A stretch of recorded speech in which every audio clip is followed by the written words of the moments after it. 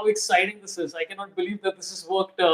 Usually I bring on my guests, but my guests are already here. And also, we are not guests. This is collaboration. We are collaborating. My volume is going to get higher and higher in overexcitement for no reason. Okay, welcome to the show. I'm trying to see how I can remove the comments so you guys can be seen a little bit better. Okay, it keeps coming in. Welcome to the show, Adam and Jeff. How's life? How's it going? Let me ask the Indian cliche questions. Do you like India? What is your favorite food? Why is Virat better than Babar Azam? Tell us 19 things you love about MS Dhoni, and please compliment Jay Shah. Okay, well, MS Dhoni, the crocodile catch. That's what I liked when he started doing the gloves like this. He's like, yeah, sure, every coach in the world will tell you not to do this, but I'm so good, I'm going to do it anyway. I don't care. My recollection last year being in Pakistan for the Australian Test tour there was whenever we were in Karachi or talking about Karachi, it was Lahoris jumping in saying, you've got to try the biryani in Lahore. It's better than here. And the reverse was true there. So your question reminded me of that there is a sense of validation about how good the country is when you visit their city or something like that. Of course, also our favorite thing about India is Bharat Sundaresan, who's here as well. Hey, this is the classic. Hey, jugad, main laga ke diya na. Yeah, you wouldn't be doing the show without me. So I also inserted myself into the show. Listen, Bharat, I don't know what happened yesterday, but in your face, Jared Kimber, because we've got the actual Bharat. Did you have an issue yesterday because I heard there was some issues with Bharat trying to log in and Wi-Fi issues, and people are very concerned that you were going to log in here or no? No, I've been sick and I've had Wi-Fi issues, so it's been. There is a ongoing rift. There is a storyline building up behind the scenes. We'll meet each other in WrestleMania main event. Don't worry, Jared versus Bharat. That's awesome. Okay, let's get into. I don't know if you're following the story of the Sting operation. One of the most unnecessary sting operations in the history of mankind. What are your opinions on this story, and do you think there was any point to it?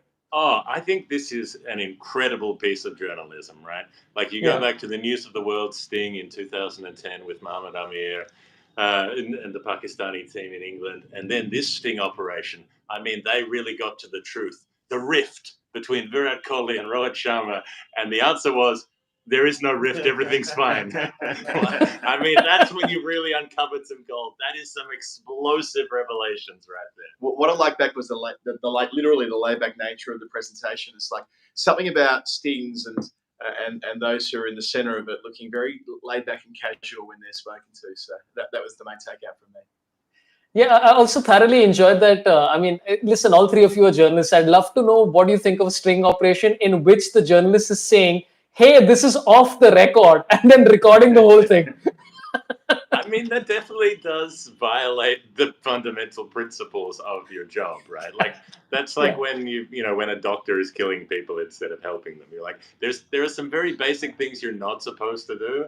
That's one of the basic things you're not supposed to do. But at the same time, there are a lot of people who might say they're journalists, but they don't actually behave like journalists. Yeah, I think that's part of the barrier of entry to becoming a journalist being lowered. And that's part of the reason why Jeff and I get to do these jobs as well, by the way. I'm not suggesting that we're any different. Like, there's no such thing as going to journalism school anymore quite so much. I mean, there is a journalism school, but the way we came through, it was a trail blazed by. You mentioned Jared before. If not for Jared Kimber and the work he did, 15 years ago, it's improbable that people like Jeff and I would have had the opportunity. So you pick up the rules of combat, if you like, with the people you're working with, who you're meant to be scrutinising, but also, simple things like what does off the record mean? What does on background mean? And that's stuff that you don't get when you read the final print in the newspaper. It's stuff you need to know on the way through. Well, yeah, exactly. And it's a lot of it's precedent, it's sort of form.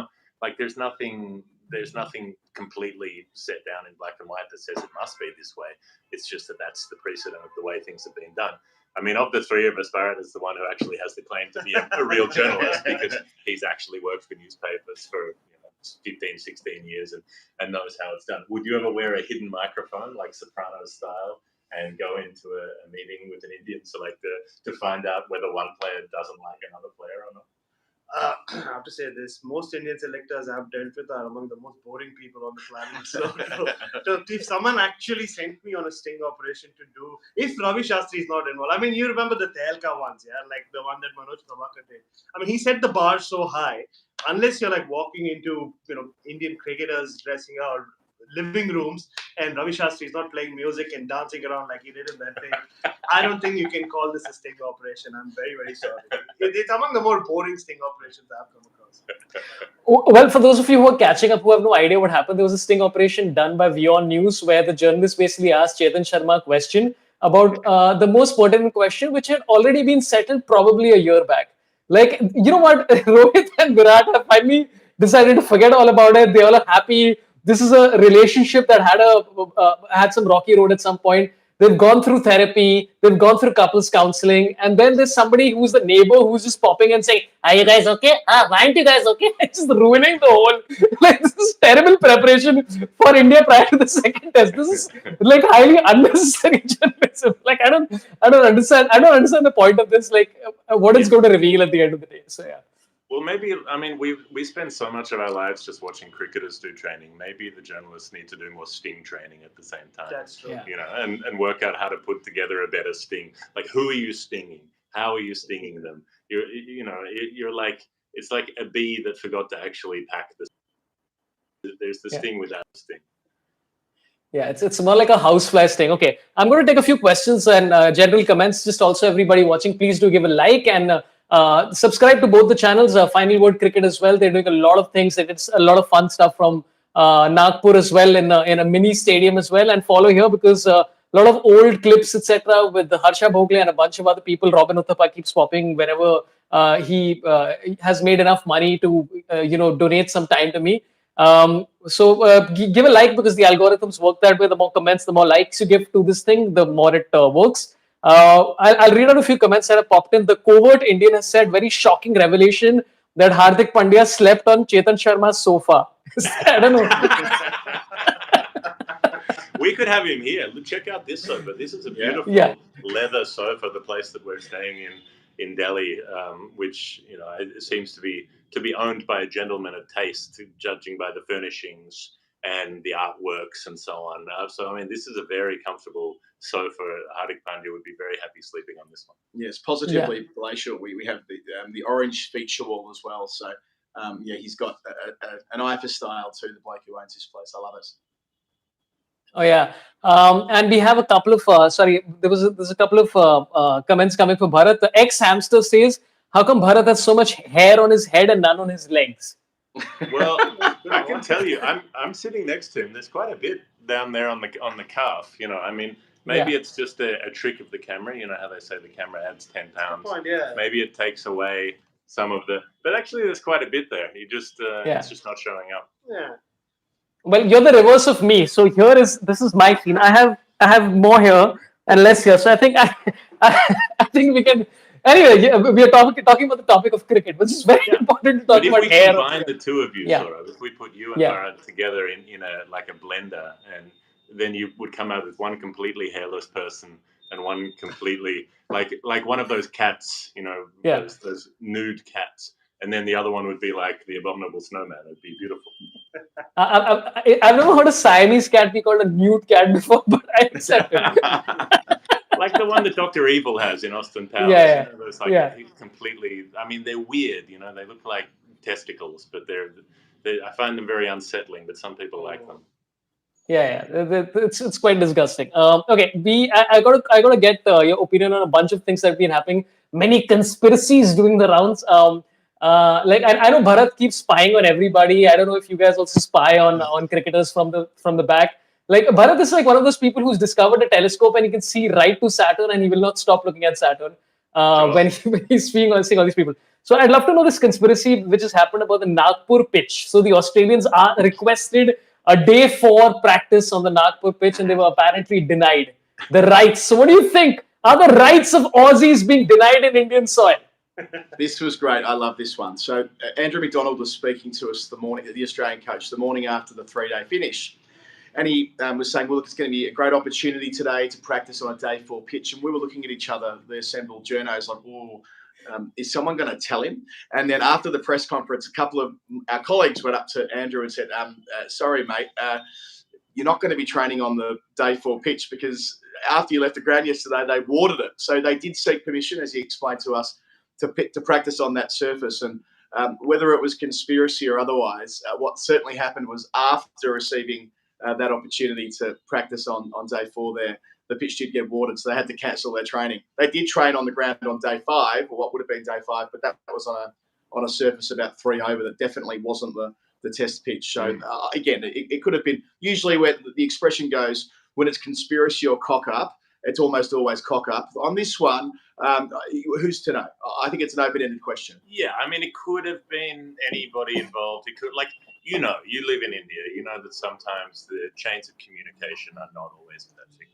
You know that sometimes people say they will do a thing that does not necessarily happen, or people say they will not do a thing that then ends up happening. Like, this is not new. This is not a thrilling new occurrence. But Bharat has been spying on everybody because Rohit Sharma bailed him up today at the stadium. And what did he say to you? Well, I mean, he bailed me up after the first test. He said, Bharat, we have put 2 security guards. No more pitch pictures for you. Chalo, dekhte hain. So poor guy came to me today and he said, I'm sure you did not take any pictures. It's subah ki hai. He said, what do you mean we kept it covered? I said, they covered it now. I've been here since 8 in the morning. So I haven't tweeted any picture up. I've been called anti-Indian enough. Like, Sorabh, I'm in a place here where I go to Australia. Some people say, go back to where you came from. Abhi India mein they're saying, go back to where you came from. I have nowhere to go. No country wants me anymore. Singapore, I think it would be right in the middle. Becoming an Australian national treasure, I should say. He's extremely popular in Australia. So I get why there might be an extra layer of sensitivity. I actually did tweet a picture of the pitch out. I was talking to Bharat this morning saying, should I, shouldn't I, should I, shouldn't I? And I did. About 4 hours later, after the sting went out of it, and I didn't even reflect on the surface itself. So you can see what the pitch is going to look like in 2 days' time from afar. Which it's always risky business. Right? Like I've learned over the years that the way a pitch looks 2 days out often has no correlation to how it'll play on days 1, 2, 3, 4, or 5. So the fact that Bharat's picture went up before the Nagpur Test match and became an international incident reflects the amount of animosity there is between these, I guess, not the nations, but the rivalry might be a better way of putting it. That is why that blew up. It wasn't because of the picture, despite the fact that he was copying abuse whenever he walked around the ground at Nagpur. I thought that was very unfair. One guy over the boundary line was abusing him, and I turned around and started abusing the guy back over the top. Don't get stuck into my mate. He's done nothing wrong. I think it's the war between the fan bases more than the war between the teams, right? Because it's like a way that people, like, if you have a boil and you need to stick a knife in it and let the juice out, like, it's a way for people to express their frustrations. Things are annoying in their lives. The cab is late taking you home. You don't have enough money to get the right shopping or whatever, but you can get online and yell at some guy in Adelaide. You feel better. It's just a way to make you feel better. And so, but it also reflects like how beautifully boring cricket is, because we all get so upset just about the grass on the surface of the match that we haven't even played yet, and we're like, I am furious. I am so angry about this grass. This grass is really making me pissed off. This grass is ruining my week, which isn't usually something you say unless somebody delivers you a bad batch. Yeah. And so, my phone's ringing. My wife.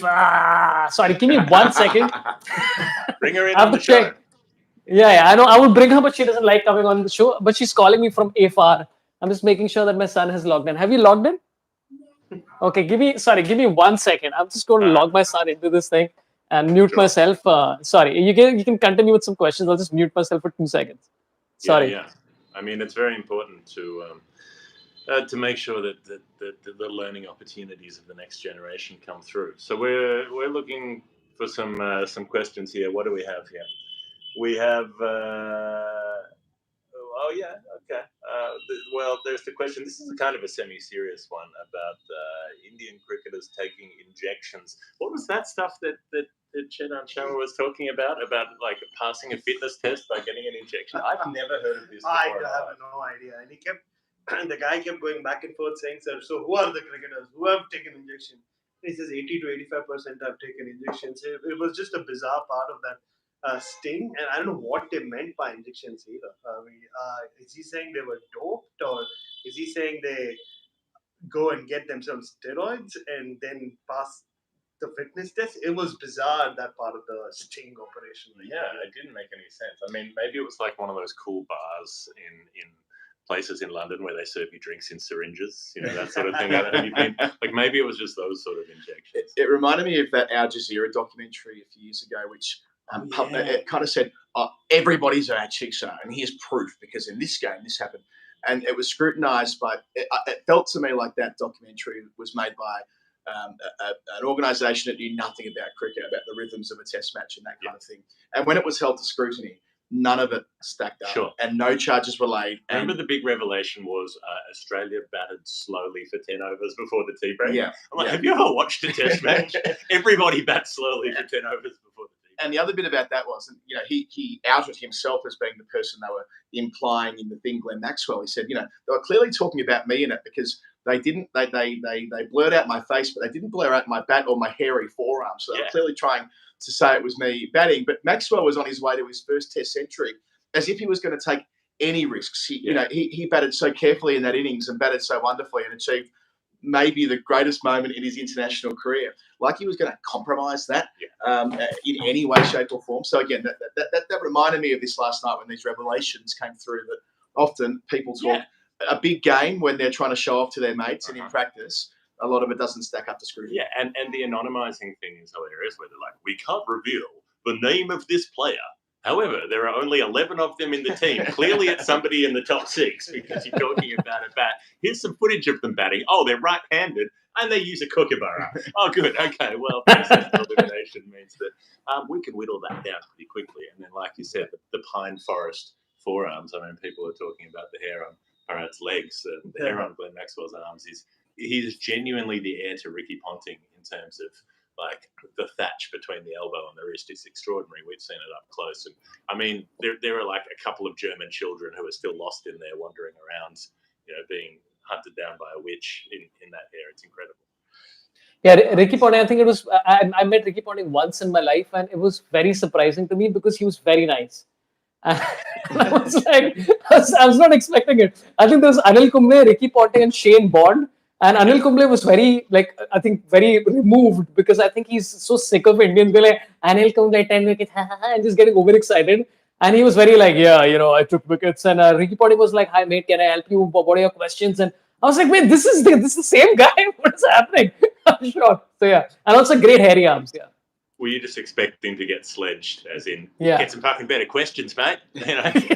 What do you call that a question? Come on. What do you got?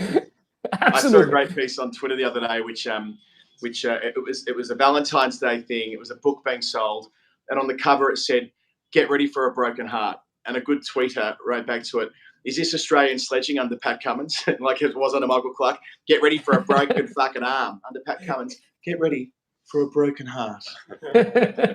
I think this is what Alan Border's been saying, that Aussie cricketers currently are very soft, and I you know what, I just like the idea of the assumption that every generation before is hard and the current generation is soft, just because they're friends. Just because they're friends with each other. Yeah, but it wouldn't matter. I mean, there is an element of the Indian Premier League, meaning a lot of these players do know each other quite well. Like, take David Warner, for example. He'd know a number of the Indian players better than he knows his own teammates playing for Australia. And that's great and lovely. But you step back from it, you're right. Alan Border and his criticism the other day, they're not going hard enough, is exactly the same criticism you see of any Australian side in any sport whenever they're not performing well. Yeah. It's like this.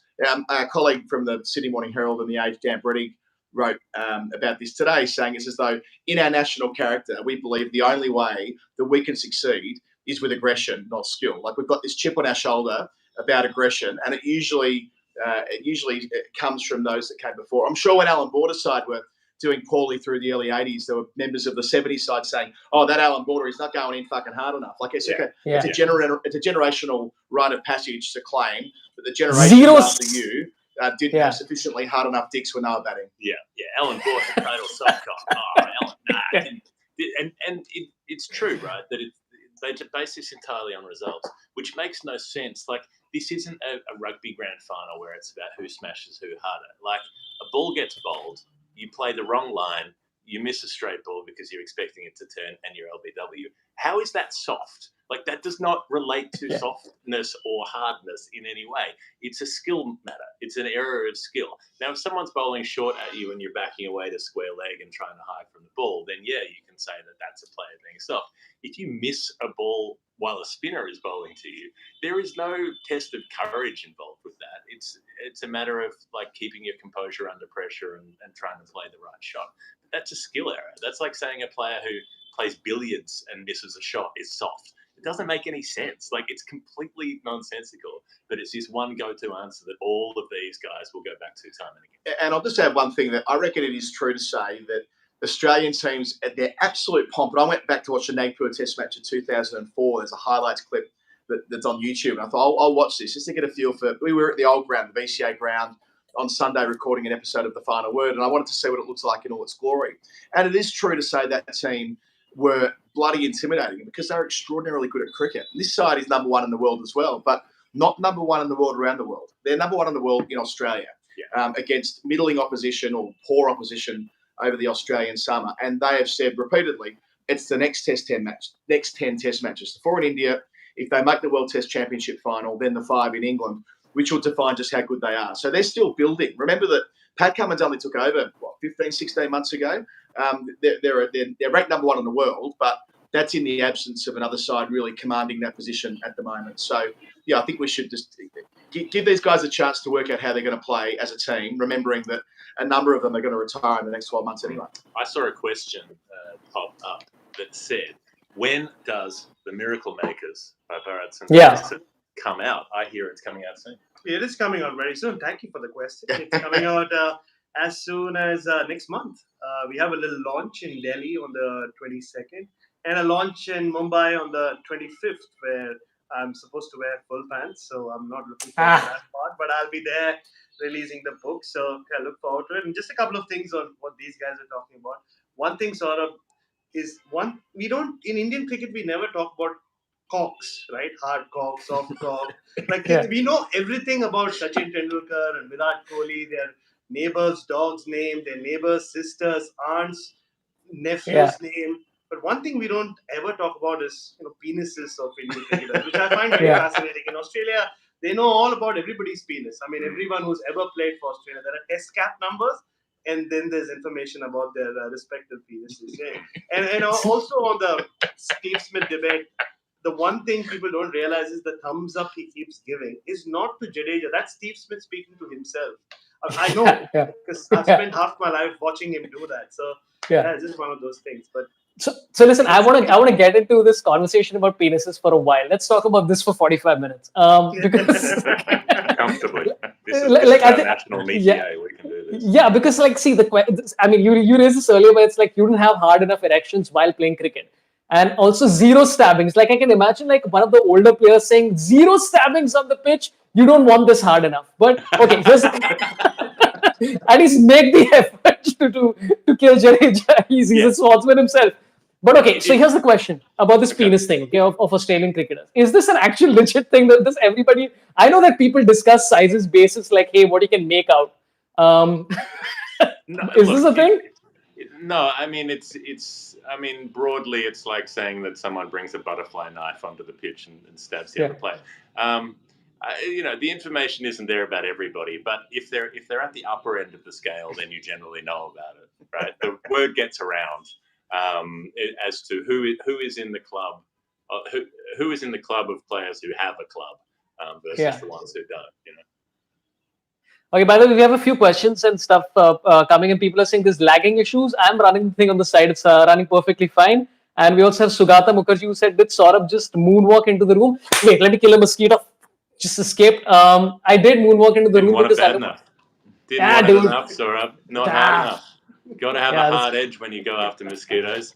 If you don't, you're wasting your fucking time and you're wasting everyone else's time. You're wasting the mosquitoes' time. You've got to kill it. I'm giving a thumbs up to the mosquito. You did it, man. All the mosquito makers in the country will be like, he's not trying hard enough. Okay, let's take a few questions that are coming up. Anand Gami says, "What are you guys planning for the World Cup?" Wow, we've skipped the Border-Gavaskar Trophy and shifted straight to the World Cup. We're already fast forwarding. I mean, I think the idea is we're going to come out. We're going to spend the 7 weeks in India. It's a high degree of difficulty darting around from venue to venue. The way we did in England in 19 was hard enough, and there's no flights required there. So it'll be hard work, but we'll find a way to be out here and do daily programs on the channel, and we'll have Bharat with us as well. So the three of us will find a way to cover the World Cup from India, but how we're going to do it, fuck if I know. Covering one-day cricket or white ball cricket is a lot more difficult for people like us than covering Test cricket, because we're freelancers. We rely on getting jobs in different places, and that means that we pay for our own costs as well. So we're covering the accommodation, the travel, and all the rest of it. If you do a Test match, you get to a city and you have 6 days of work out of that Test match. Probably you have the preview day. You have, even if you don't have 5 days of play, there'll be a couple of wrap-up days and all the rest of it. And so for one bit of travel, one set of flights or whatever it is, you can get that 6 days, maybe even 7 days of work out of it. If you're doing a one-day tournament, you go somewhere for 2 or 3 days, play the match, travel somewhere else for 2 or 3 days, play the match. And you're only getting that 1 day of work on the match day. And then you've got all of these other days that you have to subsidize in between times. So it's very different to if you write for a newspaper or you work for a TV channel or something and they cover all of the cost. Then it doesn't matter that there are some slow days in between the match days. But for us, that makes it much more difficult. So in England in 2019, you can get on a train in London and be just about anywhere in about 2 hours, as long as that train actually leaves, which they do about half the time. So, you've got a 50-50 chance of making it to Manchester or Birmingham or Bristol or whatever it is. But I mean, India is such a huge country that almost everywhere requires a flight. Everywhere is a 12-hour drive to somewhere else. And that's if it's nearby. So, and chances are that, certainly a team like India will play in 9 different venues to move around. A team like Australia will probably play in at least 6 or 7, if not more. So who knows? Yeah, we have to figure out how to do it. But our aim is to be here during the World Cup. We'll see how it goes. I mean, you've very surreptitiously, that's the word, right? Brought in one of my topics, which surreptitiously, about the Dharamsala ground, right? Because I think a lot of people were tweeting about the fact that they had made plans to go to Dharamsala. People are flying in from Singapore to go to Dharamsala, and at the absolute last minute, like I think somebody put out a photograph of like in December where it was just sand. Listen, I don't know much about horticulture and about gardening, but I assume that grass takes a little longer than 2 months to grow on sand. So well, we know one thing. We know that Alan Border likes playing beach cricket because he made a bunch of money from Forex playing beach cricket. So maybe he should get over here and play on the sand. Yeah, I mean, it is sad, isn't it? I mean, India, as Brett keeps saying, with something India, when something goes wrong. With this, a lot of people I know in my world outside of cricket were like, oh, Dharamshala, McLeod Ganj, Tibetan architecture, where the Dalai Lama lives, being able to walk the Trion track as I did when I was here in 17. It was such an iconic, it's an iconic venue whenever it is, but a Border-Gavaskar test up there in the middle of the series after the break, it was going to be perfect. So I get why people are angry. What I don't get is, I understand why Australian cricket fans are automatically sceptical and cynical about everything, but there was so much heat around this. The suggestion, which was just laughable, that the test was moved away from Dharamshala and to indoor because Ashwin averages 12 there. I mean, I was at Dharamshala when India beat Australia there in 3 and a bit days 6 years ago.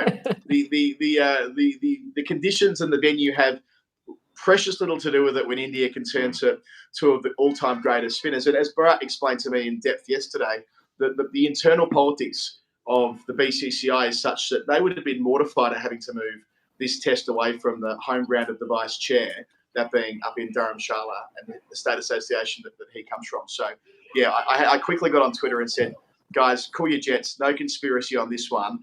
This is dead set cock up, and I can't believe how their stuff is up.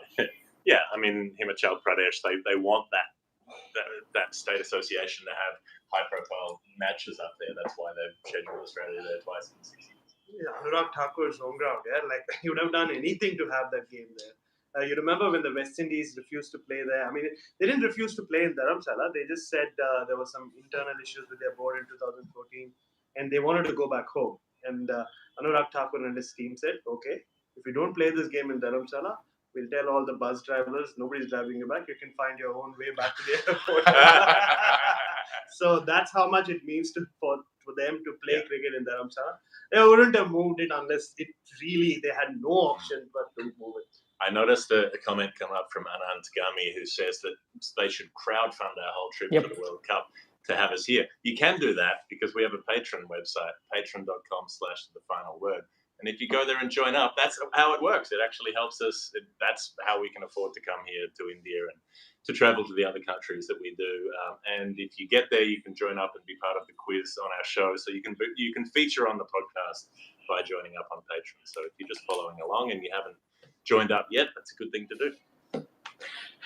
So I think what even we got a comment coming in from the covert Indian who mentions Fox Cricket. Fox Cricket was the one who started this conspiracy about 12.5. And listen, I am thoroughly enjoying everything Fox Cricket is putting out there.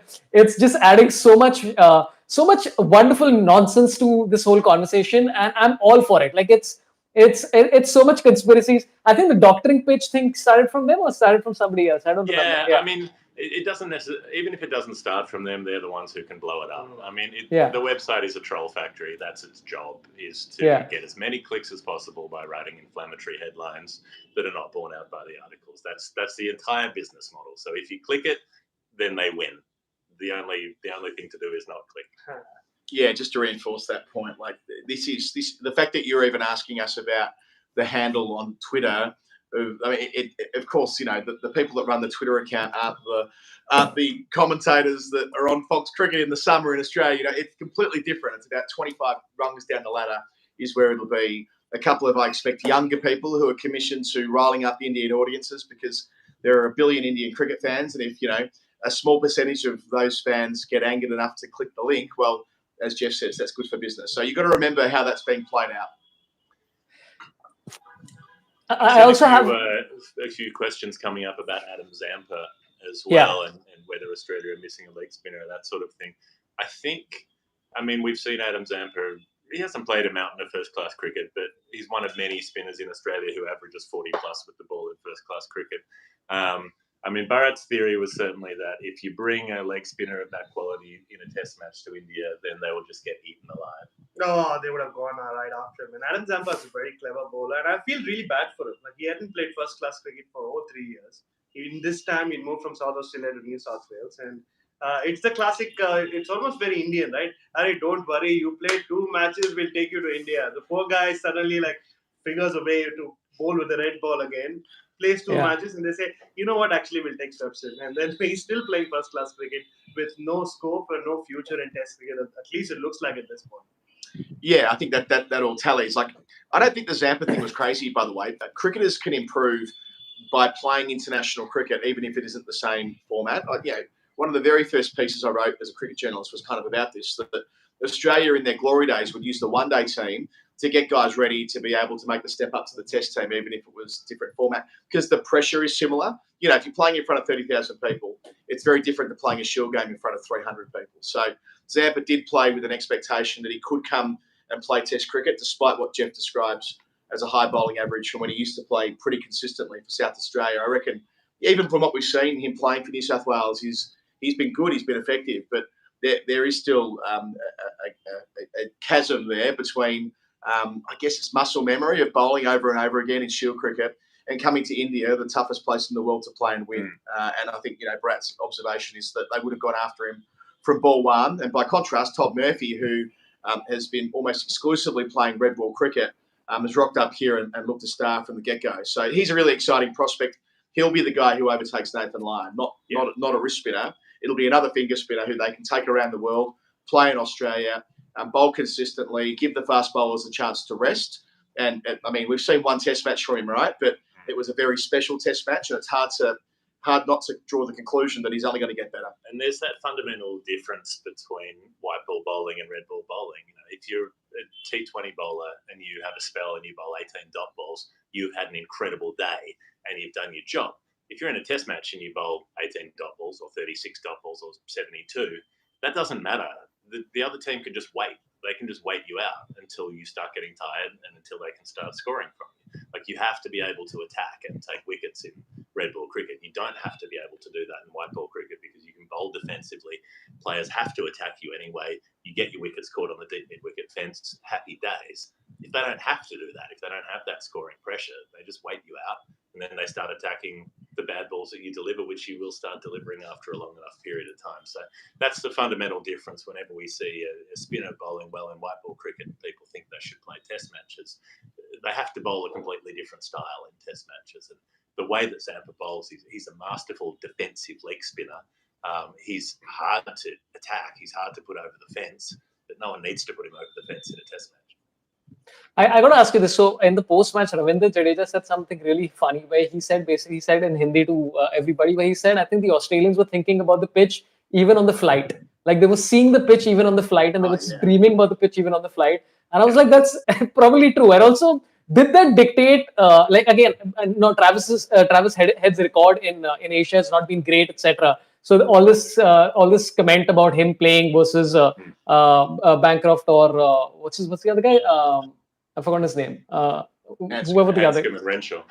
Yeah, sure. So, do you think now after the first test, one of them has his place in danger, and do you think it will change much? Because also Travis said the other thing that he contributed quite well was as an off spinner, where he essentially just won that match against Sri Lanka, and but now there's already 2 off spinners. So how many off spinners can you get in the side? Oh, well, have a whole 11. Why not? Bharat is the number one Travis Head watcher in the world. He goes to South Australian Sheffield Shield nets. He's been to like every game Travis Head has played in the last 5 years. So you can go this one.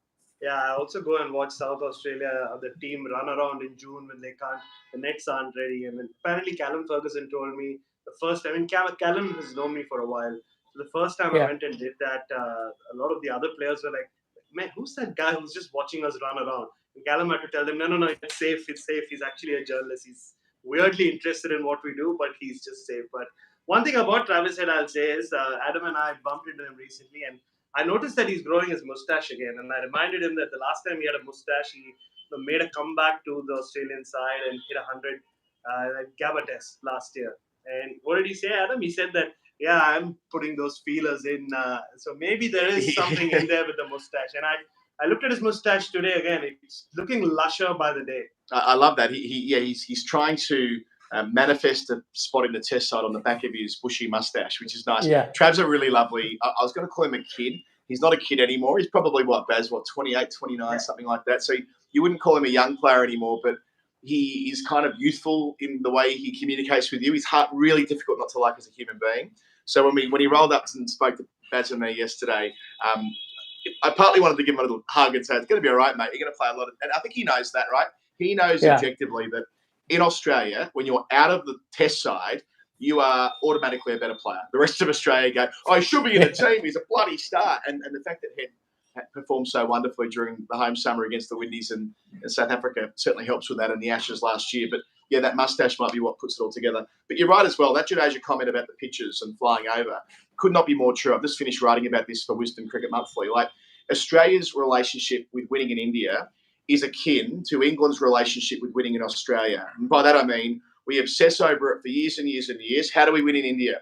How do we win in India? Exactly the same way that England do about winning in Australia. All these plans and all these hypotheticals and all these scenarios and all these debates around that would never happen if not for this particular series.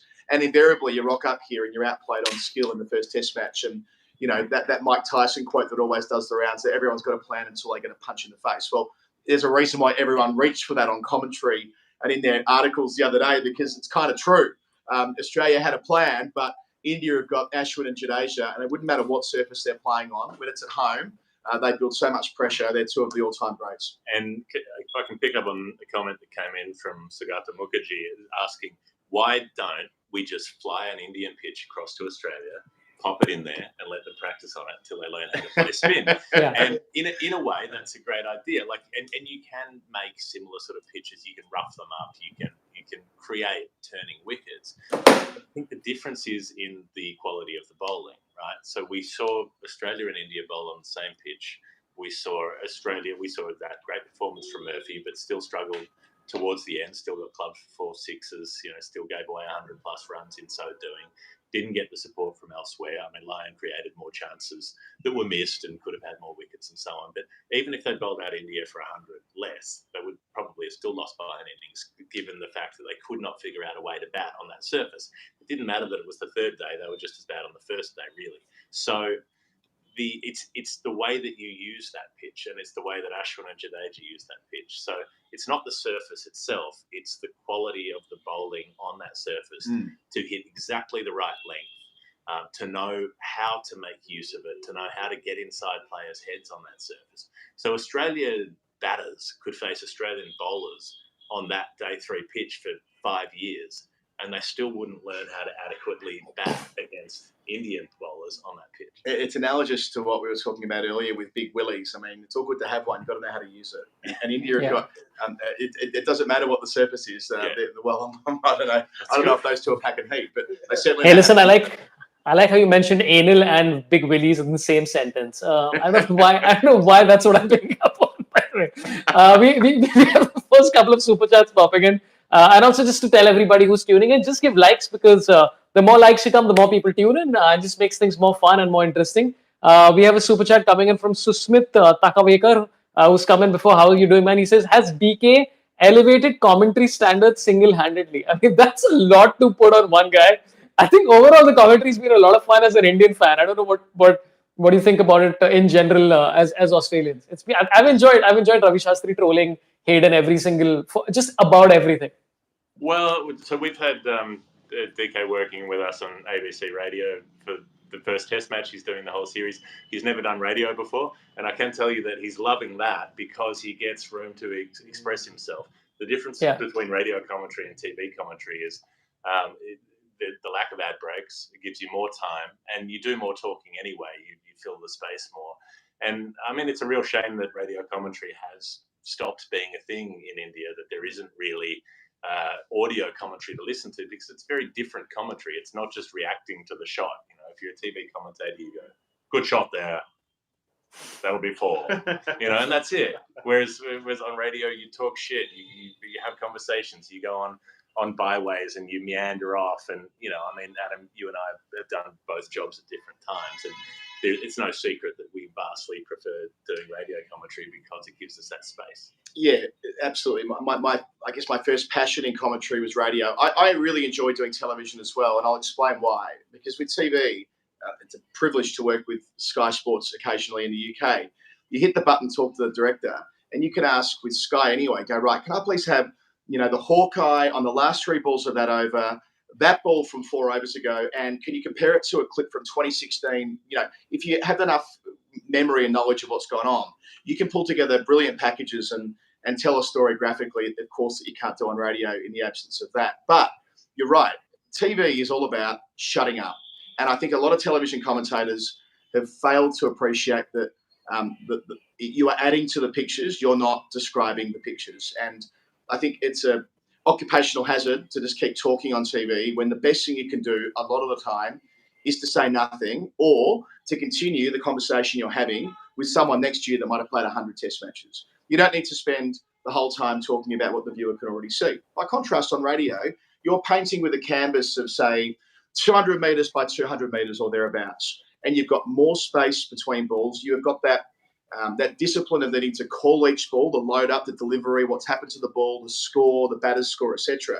But once that's all done, like Brat and I do a lot of commentary together on SEN radio. Jeff and I are on different networks for this series, and we have other experts, Harsha Bogle joining us this week, Ravi Shastri on our show as well.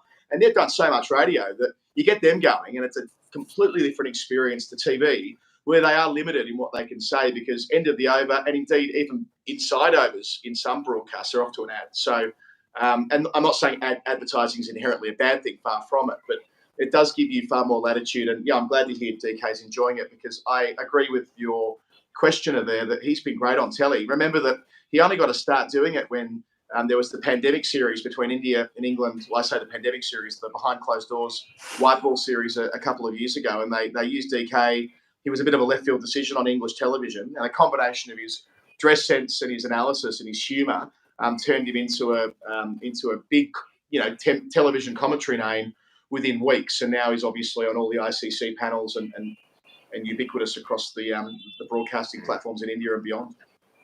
He also seems to come very fresh because he's just come he's still playing cricket, and so he comes from a completely and it's also kind of interesting to see him. I think so many Indian cricketers who used to play with Haydos and all these people have just been waiting for an opportunity to troll him.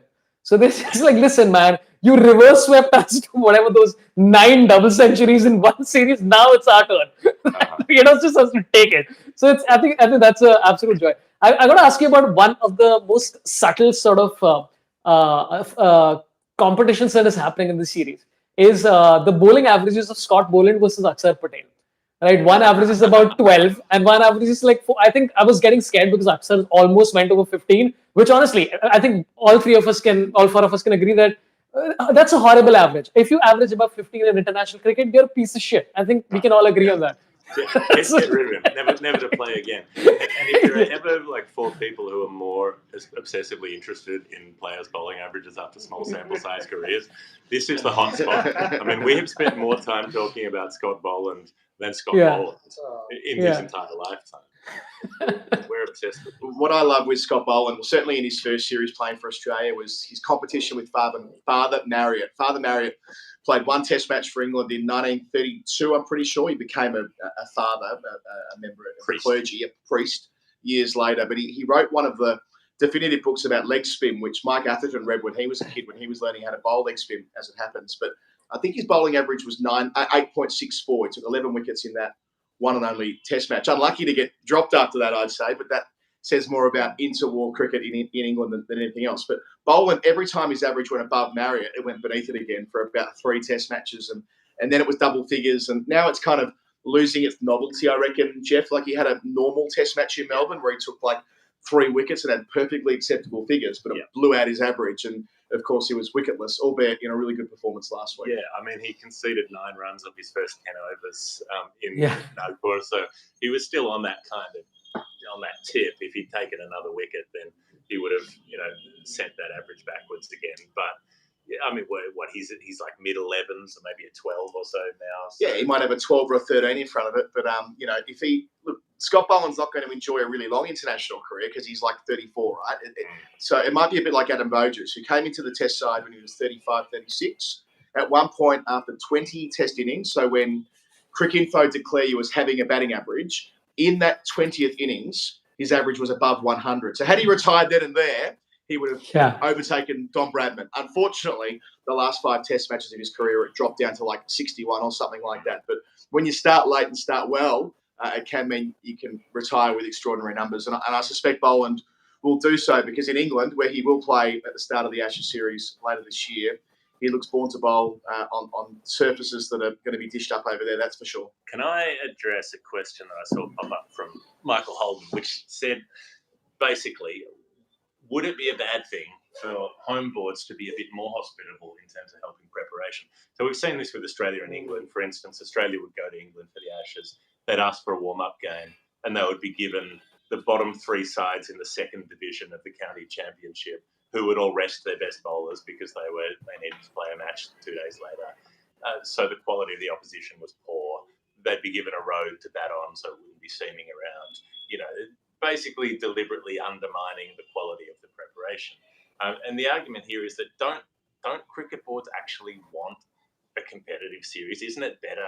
Isn't it easier to sell the competitive series though? Like, if you're a board, your job is to you're trying to make money, right? And yeah, you want your team to win, but you also more people are going to tune in, more people will buy tickets and so on if it's a close series and it's still on the line heading into the last Test match, as opposed to if it's an absolute pasting like we often see in an Australian summer, or like we're probably going to see over the next 3 weeks or so. Yeah, and not in India. In India, they just want to crush the opposition, right? And people will still come, right? People will come if Virat Kohli is batting or Rohit Sharma is batting, or these days even the cheers for Surya Kumar Yadav around Nagpur. Nobody would have guessed that he was making his Test debut. I know he's made a name for himself in the other formats, but it works differently in India. Like, Indians rejoice in bad defeats where there's this quiet thing of now India is the worst team in the world, or they want the opposition to be crushed. I don't think we like competitive cricket or competitive series as a whole. I'm sure some of us do.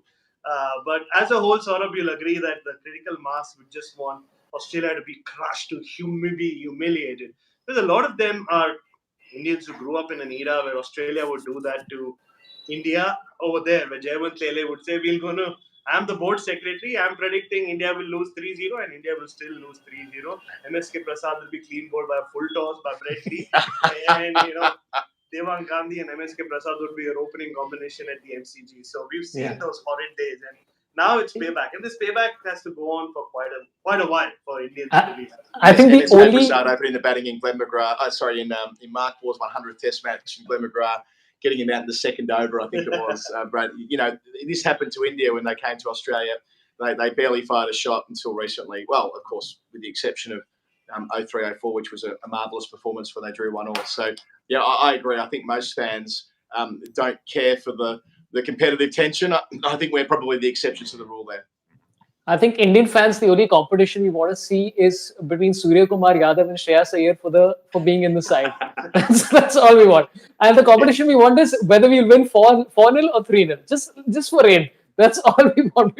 Well, if they win 3-0, if they win 3-1 or 3-0 with a draw, it guarantees they'll play each other again at the Oval in the World Test Championship final in June. That is the only combination that absolutely guarantees it, 3-1 or 3-0 with a draw. So that's something to keep an eye on as well. India might thrash Australia and they could go to the Oval in different conditions. And I mean, imagine India lose another World Test Championship final in England. By far the funniest outcome. By far the funniest thing that could happen. It's a funny outcome. India win 4-0 here and then lose to Australia in the World Test Championship. There'll be no more World Test Championship. The BCCI will say no more. Yeah, they'll take all the sand from Dharamsala and put it in Lords. They're like, you know what? No more. This is over. This is done. Nothing again.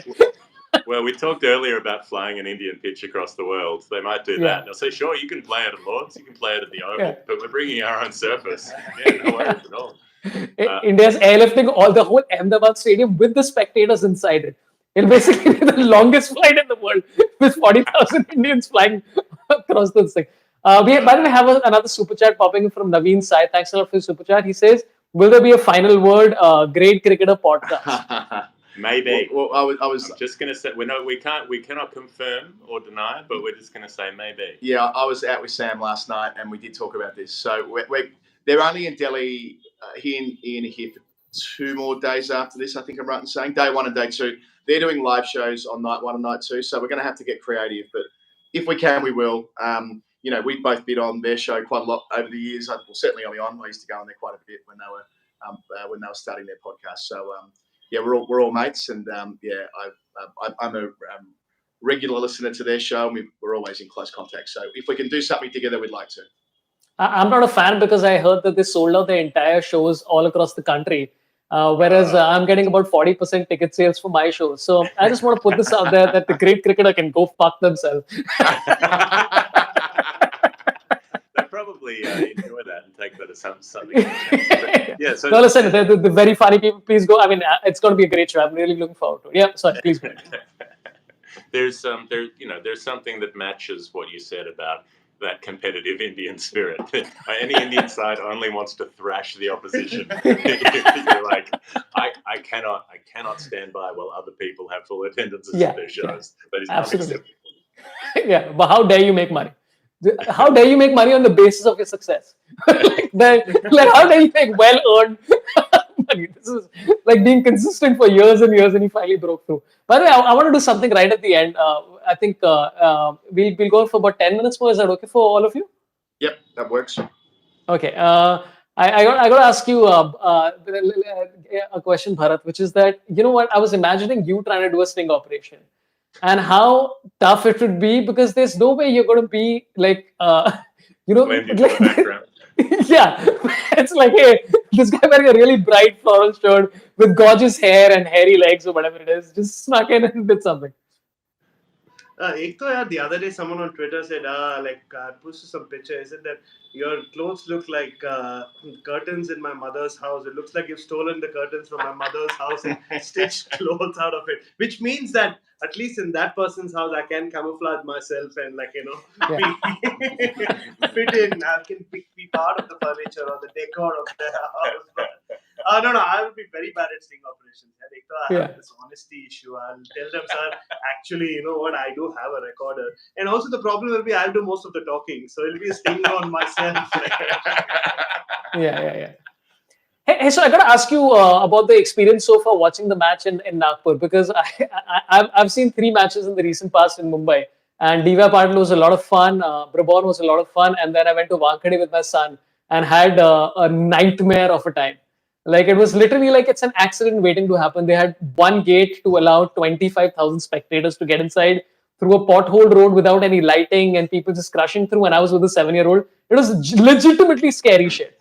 So I would love to know what your experience has been like watching the matches so far. Well, I think for people like us, we always have a different experience because we have this incredible privilege of being able to show up with a media pass and be let in a specific entrance and bring our equipment and our bags and things in.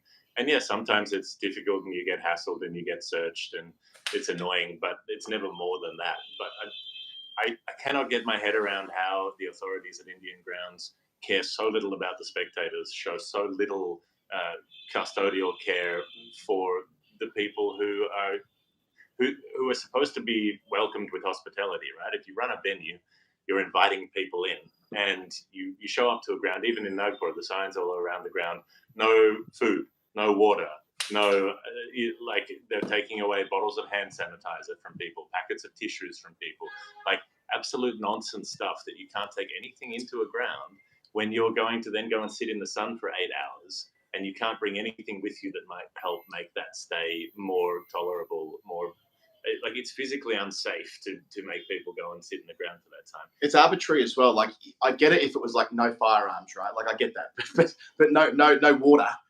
So I'm not saying it necessarily was water, but what No, you're listing it literally was on no bottles of water. You can't take a bottle of water and you can't take Right. a sandwich. And today, looking at the Kotla Stadium that we're going to be at for the next 5 days, the Bishan Beatty stand doesn't have a roof on it. How's it possible? And I don't think the stand on the other side of the ground as well has one either.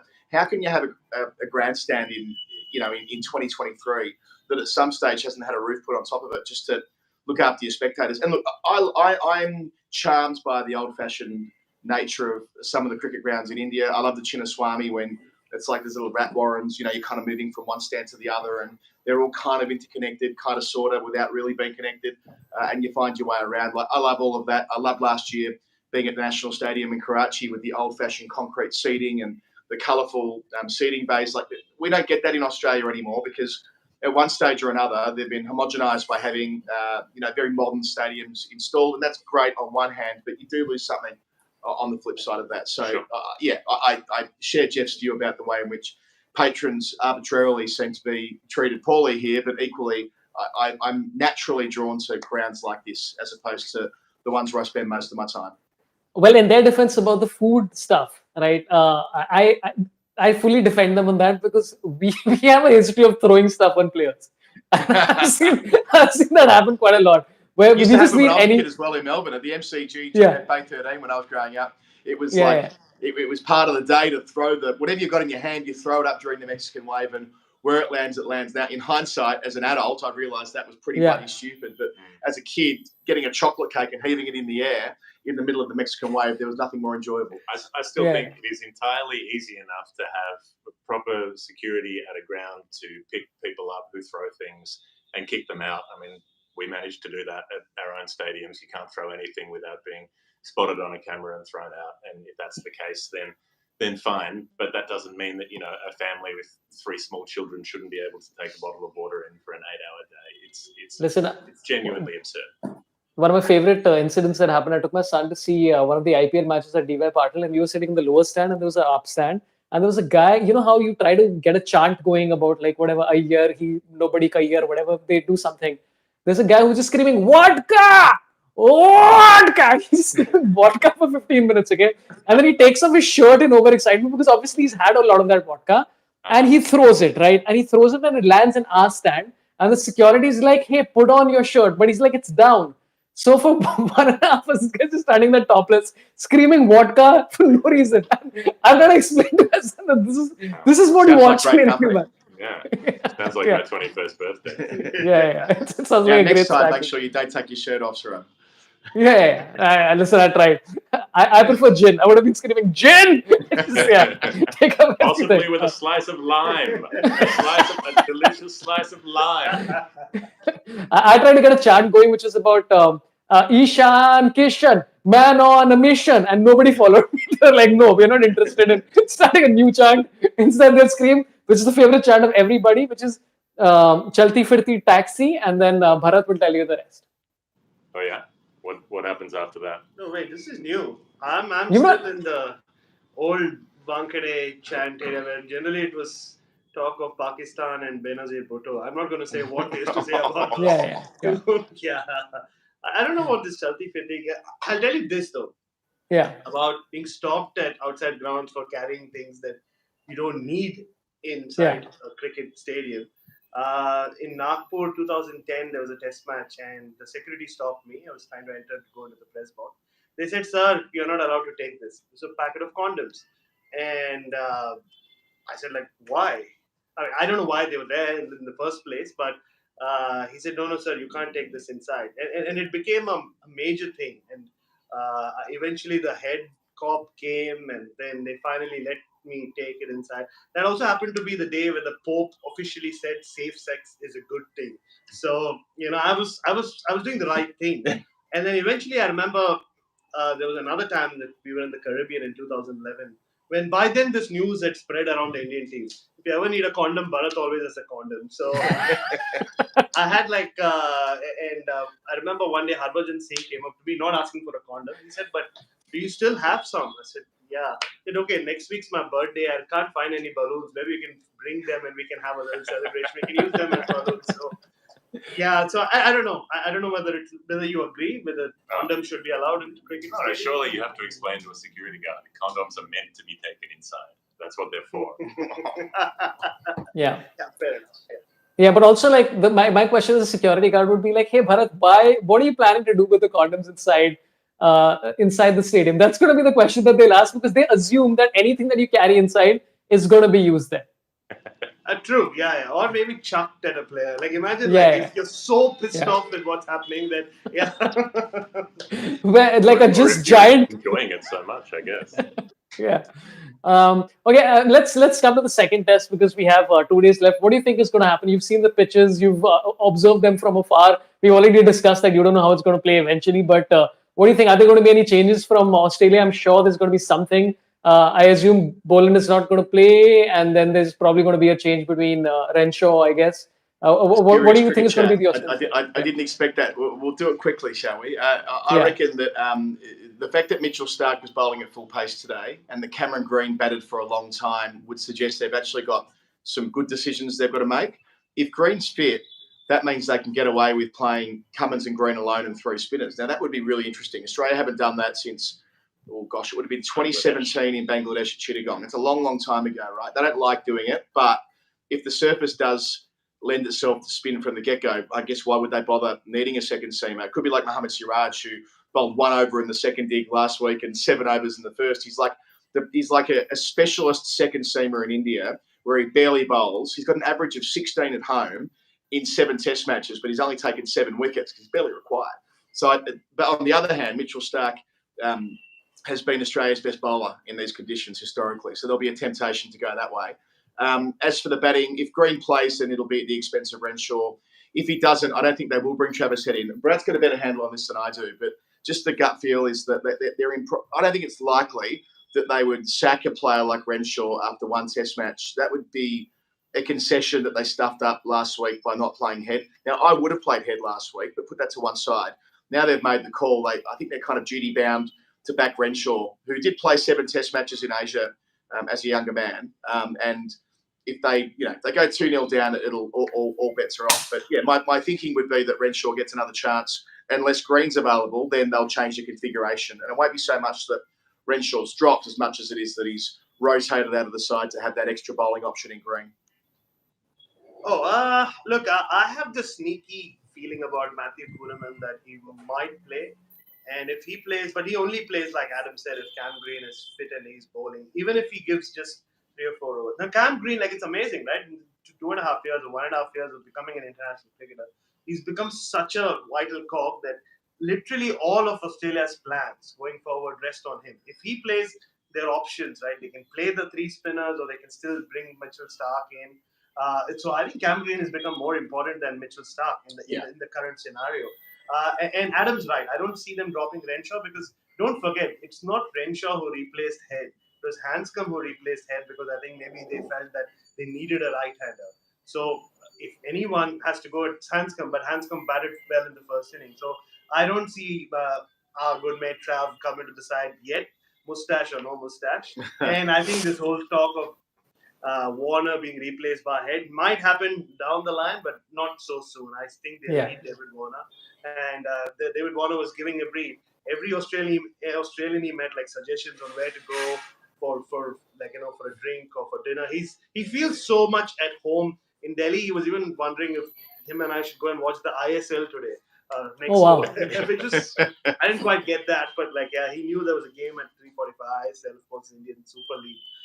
The soccer tournament here. But so I think it rests on that. If Cam Green plays, he faced a few balls where every time the ball hit the middle of the bat, you could see him wince in pain. But I still think a 70% fit Cam Green will make it through. If that happens, I have a strong feeling that they'll play the third spinner. I think if they're dropping Warner, they should wait till they play in Hyderabad. Like, I think that would really annoy a lot of people. That would be significantly funny where you just wait till there and then I think Sunrisers they'll give him a Hyderabad chance to management. retire in his own terms. I think Warner's a pretty savvy dude. Like, spent enough time with him over the years. I don't think it'll ever get to the point where they drop him. I think he will be smart enough to know at 5 minutes to midnight that it's time to call a press conference. Whether that's in 2 weeks or in 2 months or in 9 months, he'll pick his own moment, and he deserves to because he's been an all-time great, David Warner. So I know some people are death riding him and they'd like to see Travis Head opening, but he's earned the right to make his call, and I think he's smart enough to know when the right time is. I'd love to know what all three of you think about this David Warner captaincy ban just before we pop out, because I know it's a lot being said, and I think you put out a video about it as well. But I just genuinely love to know, because it seemed like they just basically made sure that, it's not happening. Well, it wasn't exactly like that. It was more that Cricket Australia had to distance themselves from the process. So when he wanted to appeal the decision, they couldn't be seen to be just making an expedient decision themselves to allow the appeal and then to rule in favour of the appeal. So they put together an independent panel, which consisted of some very, very eminent lawyers who were very good at their jobs. And that panel said, okay, well, if you want to argue for a change of the penalty, then you need to walk us through everything that happened from the beginning, and you need to show contrition for it. And that's the thing that Warner hasn't really done. He's accepted responsibility and accepted the ban, but he's never really demonstrated that he was particularly sorry for what happened. And he wasn't prepared to do that because he didn't want to go through it all again publicly. So that was his choice. He had the opportunity if he wanted to do it. And look, I didn't have a problem with the fact that leadership ban was for life, because he compromised the career of a junior teammate, and I don't think that's something he can come back from as a leader. Other people don't agree with that. One of them is probably sitting next to me, but that was my take on it. Yeah, I thought that it was. It's like I used to work in politics, and you never send something off to an independent review unless you know what the independent review is going to say. And they wanted David Warner to be reinstated as a leader because of the Big Bash. Not really about the Aussie team. It was about the Big Bash, right? Because of the eyeball power that he brings. He played anyway, and I don't think he should have, as it happens. He's done himself a mischief in terms of running around playing T20 cricket immediately before this series when he should have been having a holiday on the Gold Coast or something like that. Anyway, be that as it may, it was a process set up to get an outcome, and then they didn't control the process, which sometimes happens when things get away from administrators. And my sense is that Warner has a story to tell about what happened in that dressing room in Newlands, and he's not going to do it while he's playing. He probably won't do it when any of the guys who are involved that day are still playing cricket, but one day he'll tell the wider story, and Usman Khawaja's hinted at that story himself, and it'll all come out. It always does. These things never remain secret forever. And that probably goes to what Jeff's saying there about not wanting to show complete contrition for what happened, because he will, I suspect, tell a story that's far more elaborate than, I just had an idea one day to tell Cameron Bancroft to do this thing. It'll have more texture and depth to it than that. And he wants to provide himself the freedom to tell that story when this is all over for him and the guys who are in Cape Town that week. Or a sting operation. I think those are the two options. Or a sting operation. Yeah. Or a sting. And look, and Davey is Brad, you'd agree with this. He would be the type of guy who could get stuck in a sting operation, because he's the type of guy, when you get him going and get him talking, he just tells you what he reckons. He doesn't kind of hide things. If he was sitting here with us on the couch right now on this YouTube live with us, he would just tell you probably whatever you wanted to know about, because he's a pretty open book, right? So if someone got him sat down, slouched on a sofa where we started today, they would probably get a great exclusive. But I hope they don't do it that way. I hope he gets to do it on his own terms. Okay, last question. What do you think about the Indian side? You think they're going to play 5 pacers, just go with their strengths, play full pace attack? I hope so. Let's make it a pink ball test, and then they can play 4 quicks like England, and we'll see how that turns out. Yeah, I mean, look, India don't need to change anything. I think Shreyas Iyer might be coming in for SKY. That seems to be what's being hinted at, but that's more a incumbency in the team sort of situation. Aside from that, why would they bother changing anything? My dream sequence is the SKY play. It's a improbable as this is, 1-1 going to Ahmedabad. They've called Glenn Maxwell into the squad earlier because he's here for the one day. So they call him out over early. And I basically know cricket. Maxwell we need a match winner. We need a guy who can do it in India. We're turning a Maxi. And India go, we need a match winner as well. SKY it is. Maxwell versus Surya Kumar Yadav. 4th test match. Ahmedabad. The Australian Prime Minister's going to be there. Modi's going to be there. All hell's going to break loose. There'll be 80,000 people there deciding who wins the Border-Gavaskar, and the two will go head-to-head. So that's my only foreshadowing of selection later in the series. Maxi hits a 6 and Anthony Albanese takes the catch up in the grandstand. That's how we see it finishing. That's the ideal thing.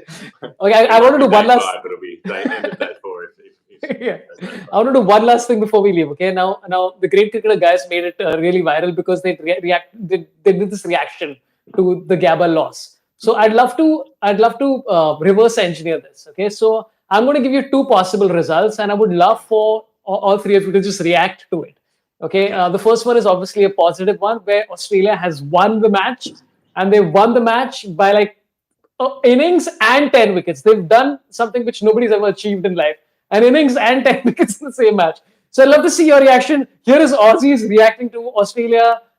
Amazing win in Delhi. Yeah. Honestly, if it's us, I mean, we've seen Australia win at the Gabba so many times that it causes nothing to happen in my brain or my body. What you probably over the years covering Australian cricket and just generally being a grown up, I've lost that fervour. If they win or lose, I don't mind so much. It's kind of the storylines and the players. So.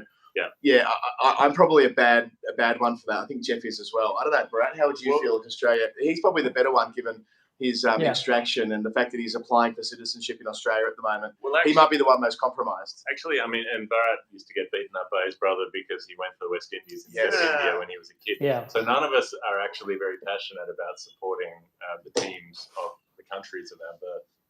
Yeah, and especially if Australia had won that Gabba test, I'll have no book to sell. Yeah, so I'm very happy that didn't happen. So, I still have people come up to me about the live show I did with Harsha that night, and I had one guy come up last week and say, "I've watched it 100 times. I've watched it 100 times, you and Harsha, from the video you did that night at the Gabba." I'm like, man, I don't remember doing it. I know it was long. I know we were quite lyrical and quite emotional. Yes, I appreciate the passion of fandom. I have it for my football club. In Australian rules footy, I get where it comes from. It's probably just that I've got a healthy kind of dispassionate approach to it these days as a journalist. Yeah, and I remember there you have it, a crazy response by Australians losing their goddamn mind. They cannot believe this win. Look, when we watched that win at the Gabba, I mean, I felt great because I'd just seen something amazing. I'd seen a team pull off a run chase of the size that doesn't normally happen anywhere, and I'd seen it happen to break that hoodoo at the ground. I'd seen Shubman Gill play this silky, gorgeous innings. I'd seen Pujara do that Pujara doggedness thing, just dig in there and get hit a whole bunch of times and not get out. And then I'd seen Rishabh Pant and Washington Sundar play in that breezy, fun, sort of natural way. And I mean, it was just fun. I didn't give a shit who won. Like, I just wanted to watch the match. You know, I've still not seen the highlights. I've kept it for a day when I'm at my lowest ebb, where like I'm about to jump off a roof and I'm just going to watch the highlights and say, life is worth living. Yeah. watch our show. We did a daily show after that game, me and Adam. And it's like, it's close to the most excited we've ever been recording a daily. Oh, wow. That one, the 2019 World Cup final, and the end of the Headingley Test in the Ashes in 2019. You know, and so none of those involved Australia winning a game. Two of them involved Australia losing a game, but those were the episodes when we were at our most fired up. Yeah, and this is what sometimes, I don't want to finish on a too serious note, but where I sometimes get a bit frustrated with world cricket. Like I want to see Test cricket survive with lots of teams playing it for decades, and I fear sometimes that the proliferation of T20 leagues and their ownership structure jeopardises that. And I don't think that's a good thing, even if it does mean that India will have complete control over all cricket. And the truth is, India does already control world cricket. Absolutely, 80 cents in every dollar in world cricket somehow relates to India. So I understand the financial imperative, but hopefully the bigger picture is appreciated by those who have the ability to ensure that Test cricket still has a place, not only for the big three, but for the 12 nations who currently are able to play it, and maybe more in the future as well. Yeah, and Zimbabwe drew a test against West Indies, which is considered a win. I thought that was quite impressive. Okay, thank you for everybody tuning in. Thanks so much for your time. Final word, again, subscribe. I put all the details in the description. If you'd like to subscribe to Final Word, follow Bharat on Twitter, Jeff, Adam as well. And I have a bunch of shows coming up in Hyderabad, Calcutta, Goa, Bangalore. Again, ticket details are there. I also have a Telegram channel, so get on that because I talk nonsense there. And follow us everywhere. And if you want to sponsor either of us, get us in touch and give us money. What we want is cash. If you want to sponsor the Final Word, we're just about to do another round of sponsorship. So if you're listening or watching this and you want to have your brand associated with Jeff and me and Bharat and others, this is a great time to get in touch. finalwordcricket@gmail.com. Done. And I'm pantonfirecomedy@gmail.com. Wow, we're still using Gmail, guys.